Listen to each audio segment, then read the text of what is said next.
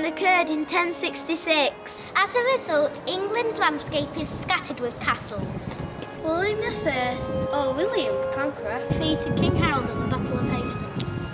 He bestowed money, titles and land upon his loyal supporters. These men built huge castles in order to live, rule and protect their land. But how were they built? The early castles were Motte and Bailey structures. The motte, or mound, created an effective lookout on which to build the secure keep. This towering building was at the heart of the Motte and Bailey castle. The bailey was surrounded by a fence or palisade to protect the villagers inside. These wooden structures were easy and speedy to construct. However, they did rot and burn down when enemies attacked. So what was the solution? The solution was to build out of a more resilient material. Stone was strong and fireproof. Above all, it defended people against attack. This material was plentiful. In fact, it was right under our feet.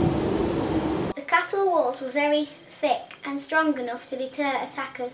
Some battlements were so thick that walkways could be built inside them. Notice how the battlements are castellated. They have huge teeth on top. Defenders could hide behind these protective castellations. Sometimes a village or town beside a castle had its own curtain wall erected. This made the castle inside even safer. Windows were very slim for archers to shoot arrows through. They were narrow enough to keep people out. Attackers were clever though. They may not be able to get over the walls, but they did try to undermine the structures. With this clever technique, the walls and towers might tumble down.